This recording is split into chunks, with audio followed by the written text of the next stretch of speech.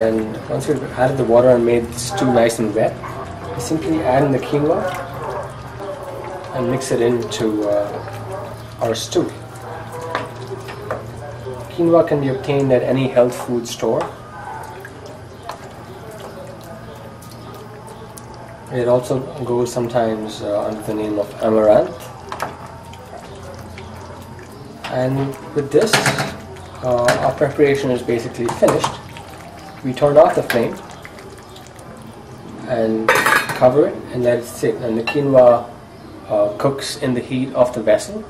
If you notice, we added just a little bit of salt in the beginning because different people here have different tastes for salt. So salt can always be added at the end. It's always better to put less salt than more. And in about 10 minutes, the quinoa will be done and this will be ready to serve. Hare Krishna. And now, just take a look at the dish. It's all ready. It's nicely cooked. The potatoes are not too mashed up. All the vegetables have retained their shape. And this dish is now ready to be offered to Krishna. And after that, to the devotees. Hare Krishna.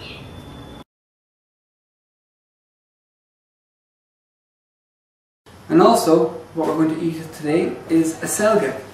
And Acelga was Lord Chaitanya's favourite dish. So what we do with the Acelga, we bring it to the sink, we fill the sink with water, and all bits of dust and bits of stones will fall off the Acelga and sit at the bottom of the sink, so the Acelga will be nice and clean for preparing. It's also called chard.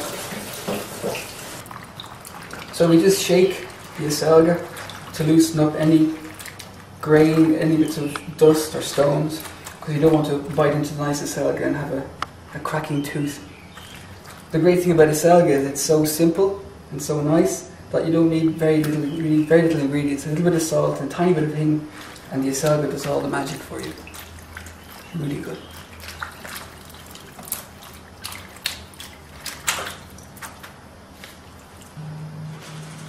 Okay, the Acelga washed. Take it to the chopping board. You take off the first little piece and then just chop it to whatever size you wish. Neville likes it thin. I like it chunky.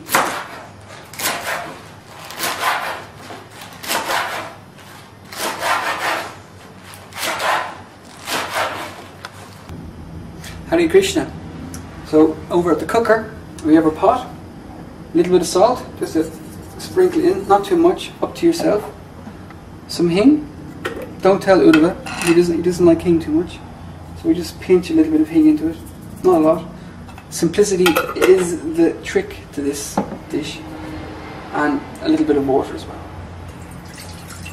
Not too much either, because there's a lot of moisture in the leaves, and when it cooks down, the moisture will be released. It'll be very nice. So, and then add the salim. So add the Acelga to the pot, and in maybe 2 or 3 minutes this will reduce down, and you can add more to it and more to it, and keep adding until you have enough, as much as you want. Okay, so it's been cooking for a few minutes, and as you can see, it's gone down a little bit. So we just add a little bit more. Just keep an eye on it. It just keeps going further and further down, and you just keep adding a bit more and a bit more until it's all gone and nicely cooked down.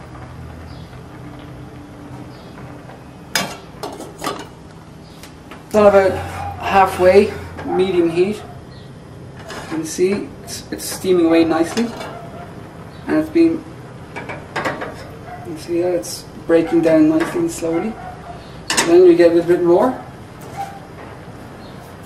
put it back on top, and same again, cover it over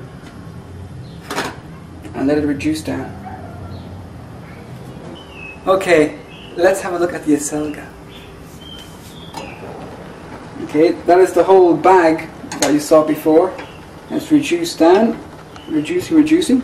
So we put in 2 tomatoes just on top.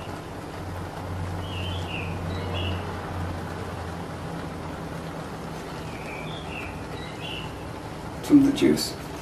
And just for a finishing touch, a little bit of chopped parsley just on top.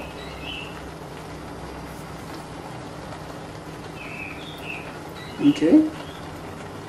And then we just cover it over again. Reduce the heat a little bit to a simmer.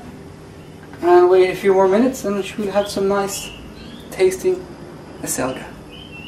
Hare Krishna. Okay, a few minutes have gone by, and as you can see, tomatoes are nicely broken down. It's bubbling away nicely. Everything seems to be doing what it should be doing.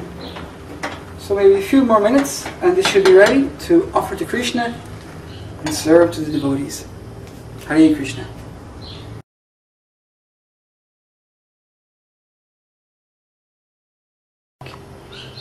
Hare Krishna. Now we're going to show you how to make strawberry lassi, which is the simplest thing in the world and very delicious. It's basically strawberries whipped up with yogurt and sugar and served out along with your lunch or dinner.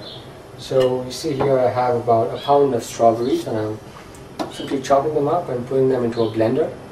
If you have one of those really large blenders, you don't even need to chop them up. Just get the leaves off.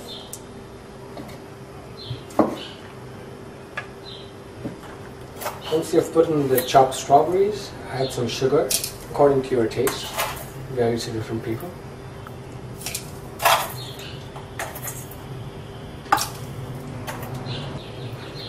We add some freshly homemade yogurt.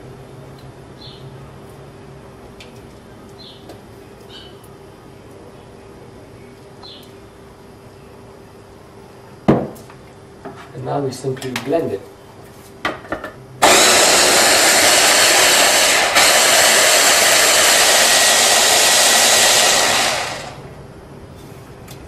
And that is pretty much it. Your strawberry lassi is ready. You can pour it into a jar.